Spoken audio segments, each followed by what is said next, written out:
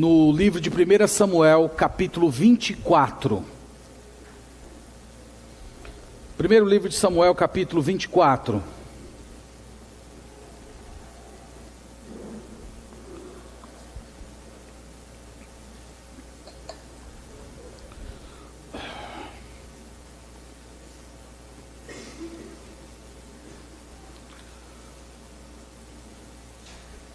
Primeiro livro de Samuel, capítulo 24.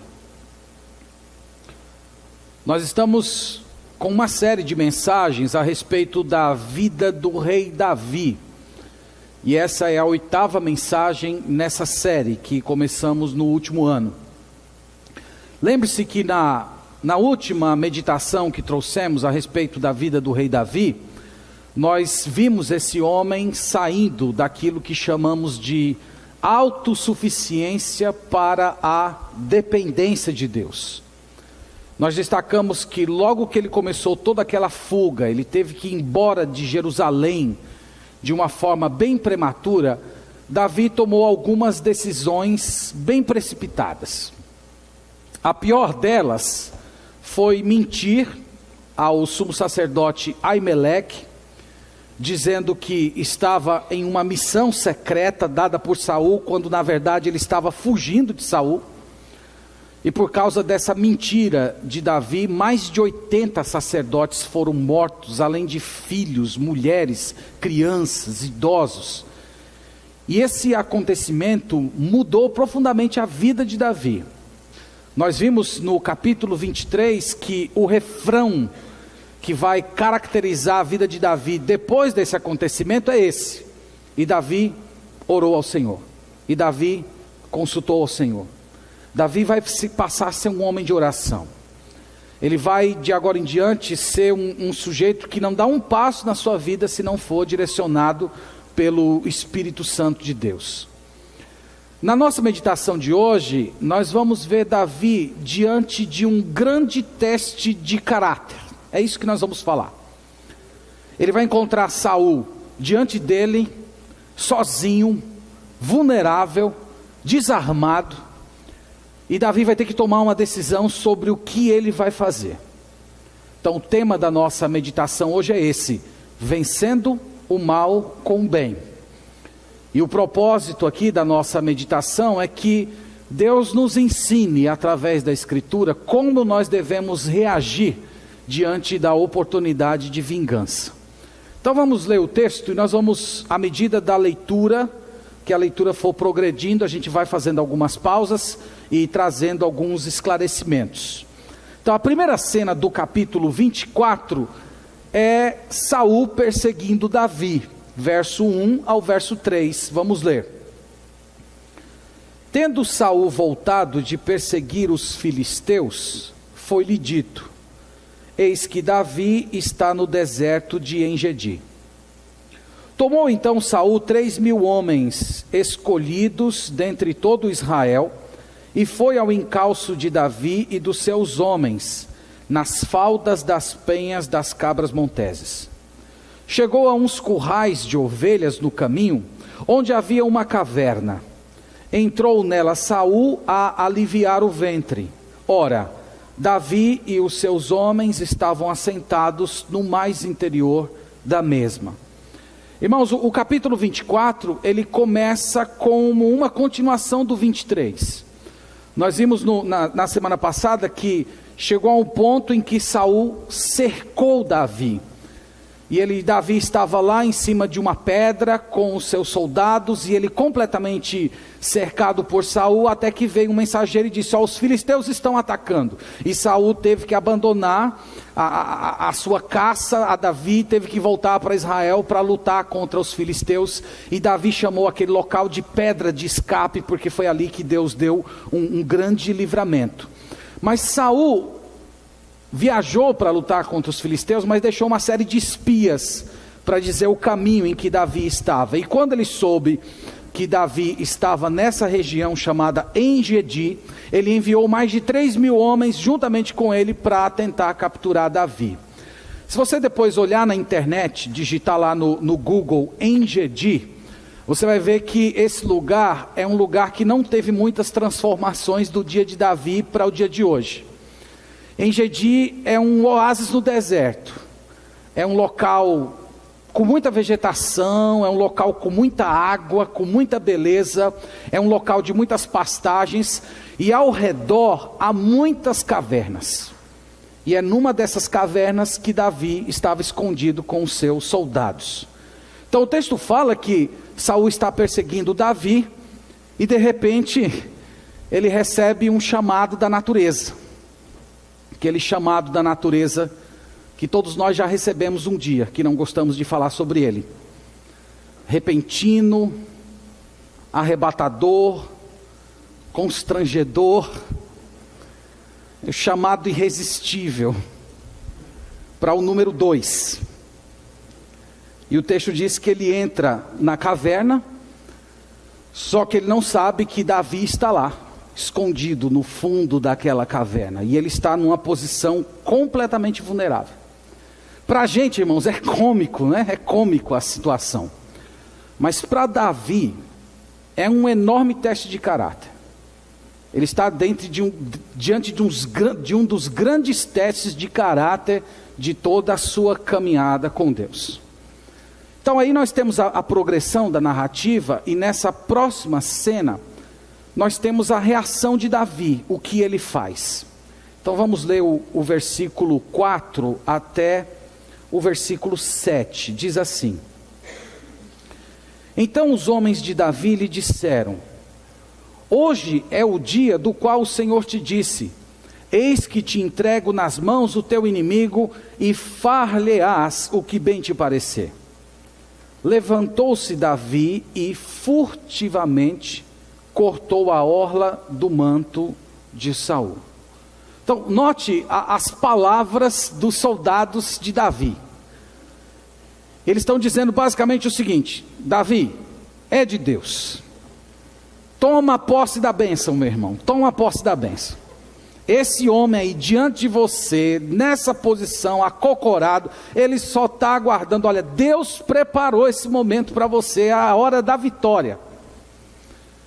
E eles ainda, é interessante que eles ainda chegam a colocar palavras na boca de Deus, né? Isso aqui é uma profecia, Davi. Deus falou que ele ia entregar o inimigo nas tuas mãos, e você ia fazer com ele o que você quisesse. É interessante que não tem uma passagem na narrativa, na história de Davi, que tenha essa suposta profecia. Mas eles estão até colocando aqui palavras na boca de Davi. Vai lá, faça. Davi de fato fez, mas não fez o que eles esperavam. Ele apenas foi lá e cortou um pedaço do manto. Alguns comentaristas do Antigo Testamento gostam de dizer que foi uma espécie de uma repetição do que aconteceu com Samuel.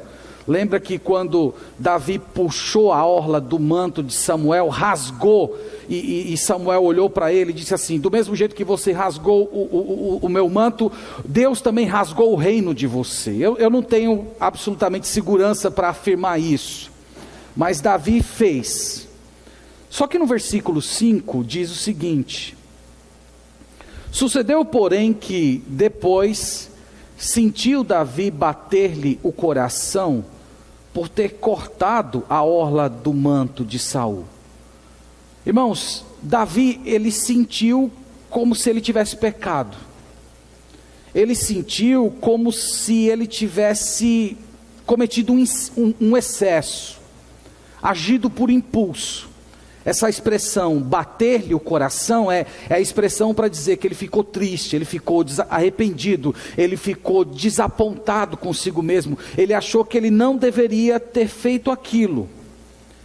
E no versículo 6, ele não só evitou matar Saul, mas ele conteve o ímpeto dos seus soldados. Versículo 6 diz: e disse aos seus homens: o Senhor me guarde de que eu faça tal coisa ao meu Senhor, isto é, que eu estenda a mão contra ele, pois ele é ungido do Senhor.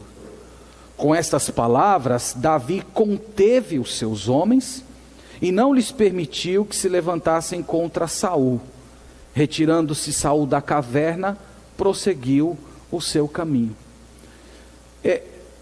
A integridade, irmãos, dele é tão grande, que ele não só tomou a decisão de não matar, de não se vingar de Saul, mas ele providenciou para que o ânimo assassino dos seus soldados também fosse contido. Não é a ideia que ele está dizendo, eu não vou matar, mas vocês façam o que vocês quiserem, cada um dará contas de si mesmo a Deus. Ele se sentia responsável em proteger a vida daquele rei. E vocês sabem quem era esse rei. Ele era maldoso, ele era rejeitado por Deus, ele era atormentado por demônios. Mas apesar de tudo isso, Davi é íntegro. O que me chamou a atenção nesses versículos é que aquilo que todos consideravam como sendo uma bênção de Deus, que no caso era ter Saul ali, naquela posição completamente exposto, para Davi era uma tentação.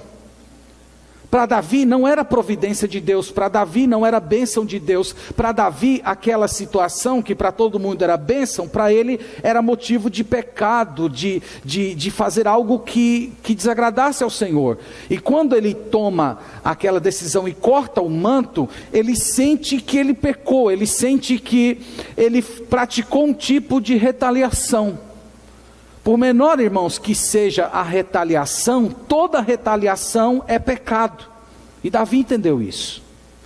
E ele chega ao ponto de olhar para os seus soldados e dizer, olha, Deus me livre de tocar nesse homem. Foi o Senhor que colocou ele nessa posição. É só o Senhor que pode tirar eles. E ele fez isso contendo o ânimo dos seus soldados. Os seus soldados então tomaram a decisão de não atacar Saul. É fantástico a integridade desse homem. A terceira cena é Davi confrontando Saul. E aqui a gente vê que Davi, ele é humilde, mas ele é firme ao mesmo tempo. Versículo 8. Depois também Davi se levantou e, saindo da caverna, gritou a Saul dizendo, ó rei meu senhor. Olhando Saul para trás, inclinou-se Davi e fez-lhe reverência com o rosto em terra. Disse Davi a Saul, por que dás tu ouvidos às palavras dos homens que dizem, Davi procura fazer-te mal? Os teus próprios olhos viram hoje que o Senhor te pôs em minhas mãos nesta caverna. E alguns disseram que eu te matasse. Porém a minha mão te poupou, porque disse, não estenderei a mão contra o meu Senhor, pois é ungido de Deus. Olha pois, meu pai, vê aqui a orla do teu manto na minha mão. No fato de eu haver cortado a orla do teu manto sem te matar, reconhece e vê que não há em mim nenhum mal, nem rebeldia, e não pequei contra ti, ainda que andas à caça de minha vida para atirares. Julgue o Senhor entre mim e ti, e vingue-me o Senhor a teu respeito, porém a minha mão não será contra ti. Dos perversos procede a perversidade, diz o provérbio dos antigos, porém a minha mão não está contra ti. Após quem saiu o rei de Israel? A quem persegue? A um cão morto? A uma pulga? Seja o Senhor o meu juiz, e julgue entre mim e ti, e veja, e pleiteie a minha causa, e me faça justiça, e me livre da tua mão. Então, irmãos, aqui Davi confronta Saul. E note que nessa confrontação, ele é humilde, mas ele é firme ao mesmo tempo. Ele é humilde à medida que ele chama Saul de meu senhor, ele chama Saul de rei, ele chama Saul de meu pai. O texto diz que ele inclinou o seu rosto no chão, ele age como um súdito, ele age como submisso, ele não age como um rival, ele não age como igual. Davi em seguida diz que ele está acreditando em boatos mentirosos, que ele está ouvindo bajuladores, que as pessoas que estão dizendo que Davi está contra ele são pessoas mentirosas, e a prova disso era o pedaço daquele manto que estava nas suas mãos. Davi diz que se fosse o desejo dele de matar, Ele poderia ter matado naquele momento. Ele diz: eu não sou rebelde, eu não tenho justificativa para eu viver a minha vida sendo caçado por você. Percebe, irmãos, que Davi é humilde. Davi não é rancoroso. Davi não tem espírito de vingança. Por outro lado, Davi também manifesta uma firmeza de caráter muito grande. E essas duas coisas fundidas no mesmo caráter de uma pessoa é muito difícil. Você ter humildade e ousadia, você ter simplicidade e ter força ao mesmo tempo. E Davi manifesta esse traço de caráter que é um traço muito maduro. Ele chama a Deus para ser o juiz da questão. Ele chama a Deus para ser o vingador dele. Ele diz assim: o Senhor tome a vingança, o Senhor julgue, o Senhor seja o árbitro entre nós dois e veja quem está certo e pague a cada um segundo as suas próprias obras. Ele se coloca ainda como um cão morto, como uma pulga. Essas, irmãos, eram expressões muito jocosas. Quando você chamava alguém de cão, quando você chamava alguém de pulga, era uma maneira muito rebaixada de se referir a alguém. E Davi está dizendo que ele era isso diante de Saul. Eu não tenho razão, eu não ofereço nenhum risco. E ele termina mais uma vez convocando Deus para arbitrar aquela situação e protegê-lo de Saul. A última parte do texto é a fala de Saul, a sua reação. E aqui, irmãos, como é típico de Saul e é típico de todos aqueles que não estão andando com Deus, Saul é uma confusão de sentimentos completo. Perceba isso no próprio texto, verso 16. Tendo Davi acabado de falar a Saul todas essas palavras, disse Saul: é isto a tua voz, meu filho Davi? E chorou Saul em voz alta. Disse a Davi: mais justo és do que eu, pois tu me recompensaste com o bem, e eu te paguei com o mal. Mostraste hoje que me fizeste bem, pois o Senhor me havia posto em tuas mãos, e tu me não mataste. Porque quem há que, encontrando o inimigo, o deixa ir por bom caminho? O Senhor, pois, te pague com o bem, pelo que hoje me fizeste. Agora, pois, tenho certeza de que serás rei, e de que o reino de Israel há de ser firme em tua mão. Portanto, jura-me pelo Senhor, que não eliminarás a minha descendência, nem desfarás o meu nome da casa de meu pai. Então jurou Davi a Saul, e este se foi para a sua casa, porém Davi e os seus homens subiram ao lugar seguro. Você percebe como ele tem uma confusão de sentimentos, de atitudes, que mal dá para reconhecer que tipo de gente ele é? Ele chama Davi de filho. Ele chora em voz alta, mas é interessante que na vida dele parece que o choro, a expressão do choro e a palavra pequei, ele diz várias vezes na sua vida pequei, parece que essas expressões nunca são marcadas por uma transformação real de coração. Ele diz que Davi é justo, ele diz que Davi pagou o mal com o bem, ele reconhece que Deus havia posto Davi nas suas mãos, e que se Davi fosse agir como qualquer outro homem agiria, ele mataria Saul, mas ele não fez. E ele abençoa ainda Davi, dizendo que Deus te pague por essa bondade.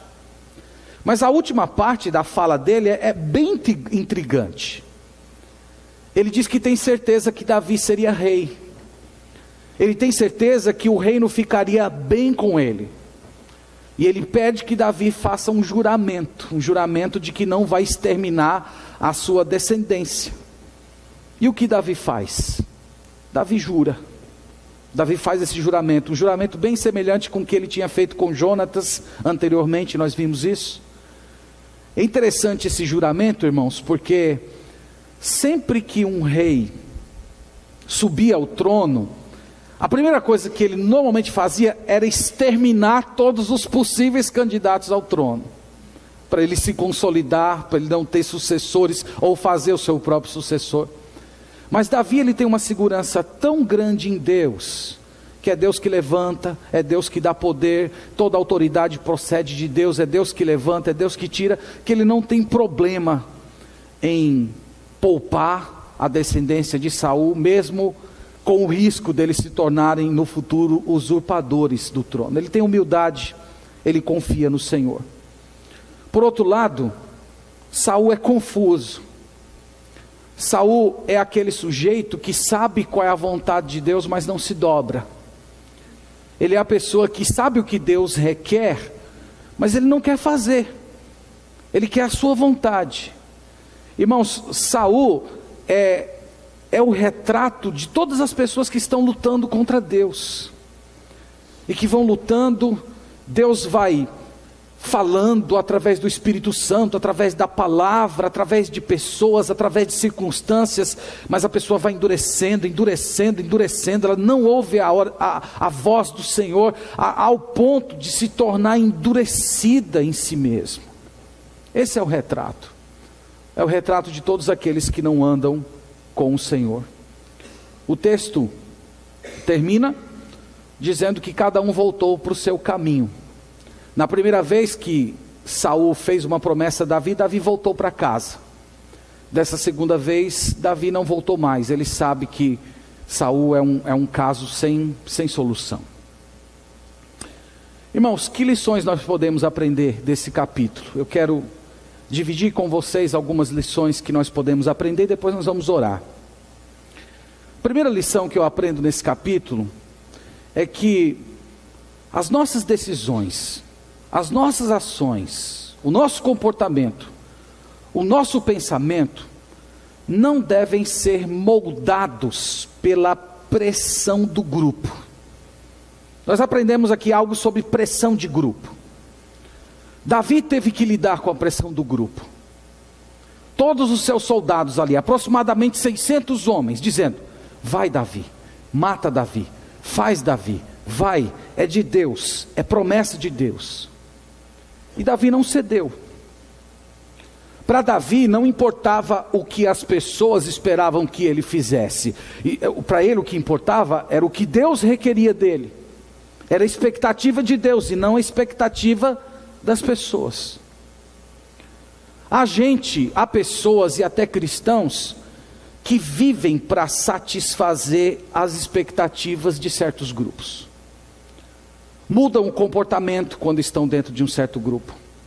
Mudam o vocabulário quando estão dentro de um certo grupo. Uns se tornam valentes quando estão dentro de um grupo, outros se tornam ousados, outros se tornam corajosos, outros se tornam imorais quando estão no meio de um certo grupo. Irmãos, eu não estou falando aqui de intimidade. Eu reconheço que quando nós estamos dentro de um certo grupo, principalmente familiar, nós tendemos a ter uma intimidade maior, de termos uma leveza que normalmente não temos em certos ambientes. Eu não estou falando disso.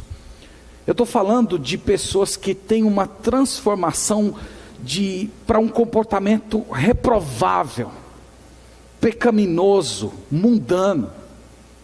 Há pessoas que quando estão sozinhas, elas agem calmamente, são educadas, são sensatas, mas parece que quando estão no meio de um grupo, viram demônios, agindo erradamente, falando coisas que não falaria em outros ambientes. Você não deve ser assim. Em vez de agir ou reagir pela força de um grupo, cultive um estilo de vida piedoso. Foi isso que Davi fez. Davi tinha as suas ações determinadas pela sua própria relação com Deus, e não por aquilo que as pessoas queriam que ele fizesse. Você não foi salvo por Jesus para ser tragado pelas trevas quando você está dentro de um certo grupo. Você foi salvo para viver na luz. Então lembre-se disso. Não seja engolido pela pressão do grupo, mas tenha a sua identidade firme no Senhor Jesus e não na expectativa das pessoas. Essa é a primeira lição. A segunda lição que eu aprendo nesse capítulo é que nós precisamos orar e depender muito de Deus, para a gente saber discernir o que é providência divina e o que é tentação. Davi, ele teve que lidar com esse grande desafio.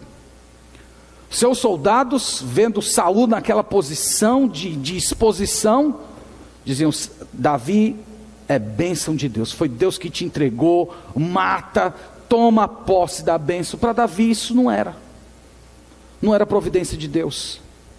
Para Davi era uma tentação. Eu creio que esse princípio, irmãos, ele é muito importante para a nossa vida hoje. Nem toda oportunidade que aparece na nossa frente é bênção. Nem todos os caminhos abertos diante de você significa que foi o Espírito Santo de Deus que te guiou. Às vezes pode ser uma tentação. Às vezes pode ser algo que vai te desviar de um propósito maior. Sabe aquela situação em que você diz assim: mas tudo chegou nas minhas mãos, todos os caminhos se descortinaram diante de mim, certamente isso é de Deus, porque se fosse de Deus não teria dado tão certo como está dando até agora. Será? Será se é do Senhor? Só uma vida de oração, de dependência, de prudência é que vai nos livrar, irmãos, de abraçarmos a maldição pensando que estamos abraçando uma bênção. Então vamos lembrar desse princípio. Que Deus ilumine os nossos corações para que nós não sejamos conduzidos pelas circunstâncias, mas sejamos direcionados pelo Espírito Santo de Deus. A terceira lição: contrariar qualquer líder evangélico, quando em pecado, não é ir contra o ungido do Senhor. Não é ir. Essa história de não tocar no ungido do Senhor tem servido de pretexto para muita gente fazer o que quer no nome de Deus. Os profetas do Antigo Testamento eram ungidos, os sacerdotes eram ungidos, reis eram ungidos. Mas saibam, irmãos, que na era da igreja, pastores não são ungidos nesse sentido do Antigo Testamento. Tem uma única passagem no Novo Testamento, 2 Coríntios capítulo 2, verso 1, em que o Paulo se refere a si mesmo como ungido, mas certamente ele não está se referindo nos termos do Antigo Testamento, porque o Novo Testamento trata todos os cristãos como sendo ungidos. 1 João capítulo 2, vamos até lá para ver essa referência. 1 de João, lá no final do Novo Testamento, no capítulo 2,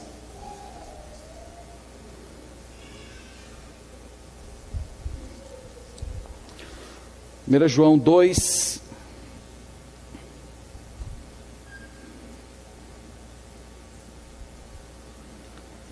lembra que João aqui está escrevendo para a igreja, para cristãos convertidos, e no capítulo 2, verso 20, ele diz o seguinte: e vós possuís a unção que vem do santo, e todos tendes conhecimento. E verso 27, quanto a vós outros, a unção que dele recebestes permanece em vós. E ele continua explicando o texto. O ponto aqui, irmãos, é dizer: na era da igreja, na era do Novo Testamento, depois que Jesus rasgou o véu do Santo dos Santos, nós não temos mais uma classe de pessoas ungidas, como haviam os levitas no Antigo Testamento.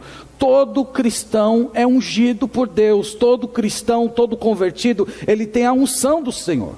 Ainda que haja certos pastores que, querendo judaizar a igreja, no momento da consagração derrame um óleo na cabeça de um determinado candidato ao ministério pastoral, aliás, um costume puramente externo e até caduco, de acordo com o livro de Gálatas, esse simples gesto externo não torna a pessoa infalível. Não torna infalível. Aliás, crer na infalibilidade de um líder é um pensamento puramente católico. É a igreja católica que acredita que o Papa, quando está sentado lá na sua cadeira, na cadeira de Pedro, tudo que ele fala é sem erro, é infalível. É interessante que no capítulo que a gente leu, O mesmo capítulo em que Davi chama Saul de ungido do Senhor, ele também chama ele de perverso.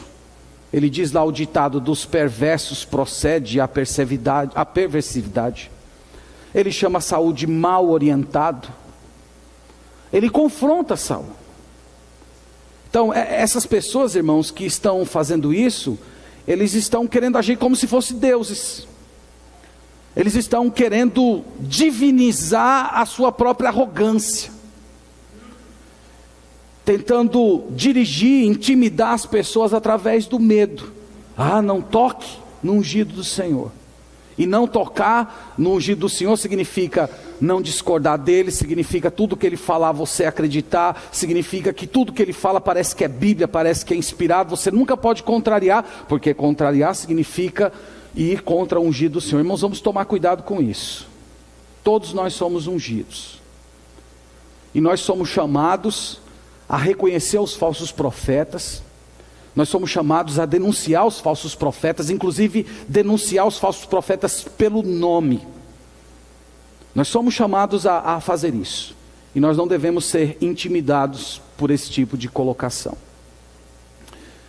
A nossa última lição, e essa lição é a lição central do capítulo, eu tirei ela de Romanos capítulo 12, queria convidar você a ler comigo. Romanos 12.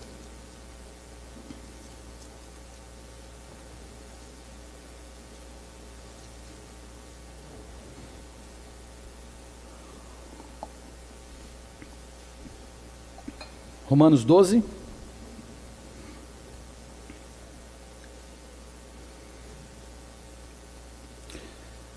Nós vamos ler do verso 17, e você vai ver que esses versículos, eles sintetizam a história que a gente lê hoje. Romanos 12, verso 17. Diz o seguinte: não torneis a ninguém mal por mal, esforçai-vos por fazer o bem perante todos os homens. Se possível, quando depender de vós, tende paz com todos os homens. Não vos vingueis a vós mesmos, amados, mas dai lugar à ira, porque está escrito: a mim me pertence a vingança, eu é que retribuirei, diz o Senhor. Pelo contrário, se o teu inimigo tiver fome, dá-lhe de comer, se tiver sede, dá-lhe de beber, porque fazendo isto, amontoarás brasas vivas sobre a sua cabeça. Não te deixes vencer do mal, mas vence o mal com o bem. Amém. Esses versículos, eles explicam a história que a gente acabou de ler, irmãos. Davi não se vingou. Mesmo com todas as circunstâncias ao seu favor, mesmo com uma torcida de 600 homens dizendo que ele se vingasse, ele deixou a vingança com Deus. Ele venceu o mal com golpes de bondade.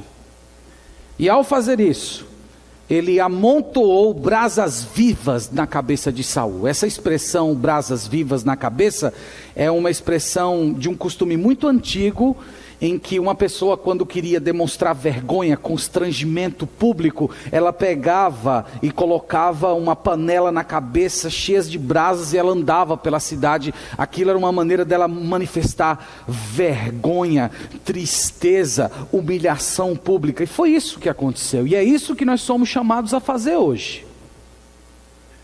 Você quer medir a espiritualidade de uma pessoa?